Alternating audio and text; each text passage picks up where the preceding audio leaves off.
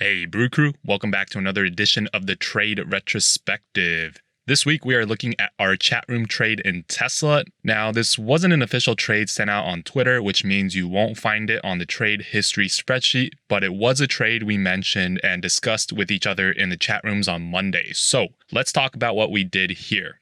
On Monday, August 17th, besides, Thinkorswim being absolutely atrocious, Tesla was lurching higher, and at around 11 a.m. Pacific time, when it broke out to new highs, we were thinking, okay, there's probably going to be a short squeeze that takes us to 2,000, which is the target that everyone was basically eyeing. So we wanted to put on a play that captured something to the $2,000 price level by Friday expiration, Friday as in yesterday, August 21st. So right off the bat, we looked at a 20-point wide call vertical, the long call at 1980 and the short call at 2,000. At the time, the spread costed a $2.28 debit. So essentially, if we were to just put on that vertical, we would be paying $2.28 to make potentially $17.72. But as options brewers, we don't like paying large debits for these types of directional bets. So what did we do to knock this $2.28 debit down? Well, we also sold the 1650, 1625 put vertical for $2.05 credit. And the reason for placing the put vertical strikes at 1650 and 1625 is simply that it was under Monday's low and wide enough to collect a decent credit. So now our total cost on the trade became $2.28 minus $2.05 or 23 cents. So 23 cents was a debit at the time, which is pretty cheap, and honestly, we could have stopped there. But as I was thinking about the trade, I realized I didn't really like how the put verticals actually added more downside risk to the trade. So I was thinking that as early as I could, I would close out the put vertical if it drained in value as Tesla continues running up with the momentum it had. And given that it had huge upside momentum that day, I was thinking that Tesla would probably gap and continue higher tomorrow, or if not, at least just move sideways, which would drain the value of the short put vertical and allow me to buy it back for probably relatively cheap. But if I did that, then my overall debit on the trade wouldn't just cost 23 cents anymore, it would cost more because I'm buying back that short put spread when it still has some value left in it, which means I need to get more credit from somewhere else if I really didn't want to pay for this trade. So I decided that I was going to sell a call vertical above the 1980 2000 long call vertical, and a safe enough distance above the current long call vertical would be up at 2200, which is 200 points above 2000. So I sold to open the 2200 2250 call vertical for a $1.27 credit.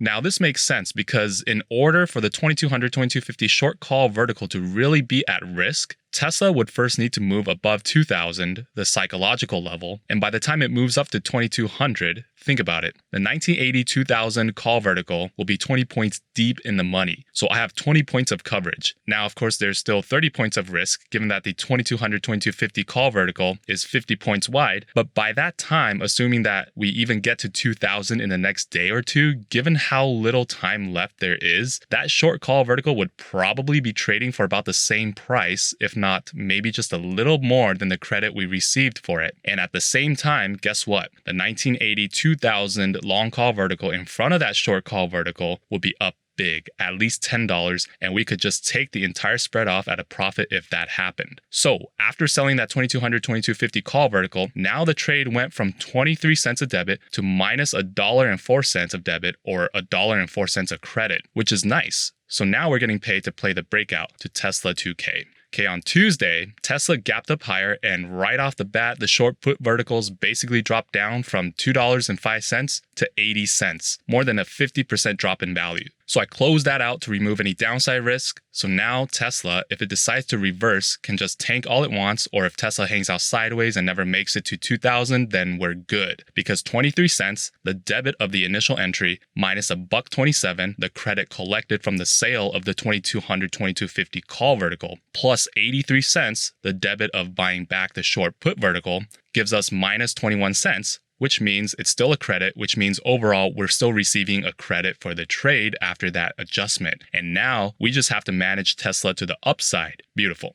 And by the way, this four-legged spread where you have two long strikes sandwiching two short strikes is called a condor. And since it's made up of call options, it's called a call condor. I know, lots of calls. Hope you got that though. So anyway, throughout Tuesday and all of Wednesday, Tesla just moved sideways and we loved it. While others were worried about their naked long calls up at like 2,000 or whatever, draining in premium, we were coasting because we were just chilling, knowing that we got paid to play the move to 2K, whether it happened or not. Like it completely did not matter if Tesla moves sideways or tanks because it just doesn't impact our equity curve negatively. And another reason why it's even better for Tesla to just hang out sideways is that it gives Tesla less of a chance to surge higher and run over that 2200, 2250 short call vertical. Now come Thursday, this is where the magic happened. Tesla rallied a bit in the morning, which expanded our 1982,000 call vertical a tiny bit, but not much. It wasn't until this huge surge at around 7:45 a.m. Pacific time from around 1900 to almost 2000, this 100-point move, that really started to expand this entire spread. And when Tesla was basically at 1990, the call condor expanded to $8.34. This is huge. These two legs of the condor, the long vertical essentially, was trading for $9.27, and these two legs of the condor, the short vertical, was trading for 93 cents. So net,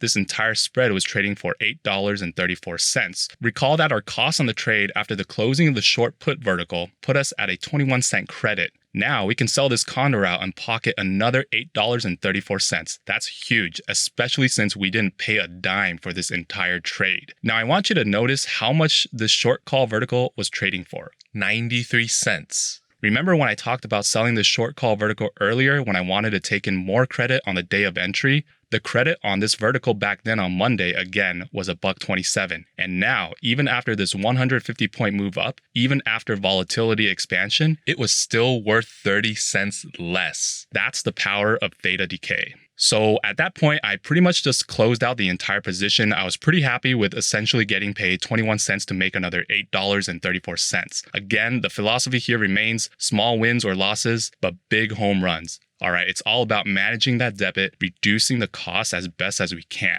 So that's pretty much it for this video. One other thing I wanted to discuss is what would I have done if Tesla decided to make the run up to 2000 very early on. Like say on Tuesday, it runs up to 2200, right? Then the 2200, 2250 call vertical would have expanded too much and offset the gains of the deep in the money 1980, 2000 call vertical. Well, here's what I would have done. I would have had to buy additional call verticals to cover the upside. Like I probably would have bought a 20 or 30 point wide call vertical around the 2100 strike to cover the remaining upside risk and just cough up the $15 to $20 debit. That's just what I have to do to make sure I'm not down $30 per spread. Now, if after I did that and Tesla tanked below 2100, then I'd manage the trade once again and begin to reduce that debit by selling more out of the money call verticals. And if it decides to tank harder below the 1980, 2000 call vertical, then I'd probably sell out that call vertical near 2100 for whatever value I can still get out of it, and maybe even whatever is left of the 1980, 2000 call vertical. And I'm going to continue to do whatever I can to manage the risk and to manage the debit. That's basically it. And yeah, this means I can get whipsawed from all these adjustments, but it's just what I have to do. I have to be mechanical about it and not play the hope card. All right, so that's basically it for this trade. I know it wasn't one of the trades I tweeted out, but it was a trade that I thought would be very educational, especially if you or someone you knew ended up playing Tesla options and bought ones that were super far out of the money that didn't hit, or maybe they closed out too early because of the theta decay on this past Tuesday and Wednesday. If perhaps they knew about different cost reduction strategies, then maybe, just maybe, they might have been able to hold the trade more comfortably and sit through the sideways action and be able to capture the move to the upside when it finally happened. And if it didn't happen, then they can say, hey, no harm, no foul, I got paid to play it, thank you, options brewers. And we'd be like, oh, no problem, buddy, you're most definitely welcome. No, I'm just playing. But in all seriousness, I know I just, I keep harping on it in every video. Please learn as much as you can about options. You can check out Tasty Trade. They're a super good resource on learning the different types of advanced option strategies out there. Also, if you have any questions or comments, feel free to leave them down below, and feel free to join us by checking out the links to our Twitter, Discord, and Twitch down in the description below. It's all free. We share our thoughts and analysis and trades and setups, entries, exits, all that good stuff, all that good commentary, all that playful banter and good vibes and coffee recipes.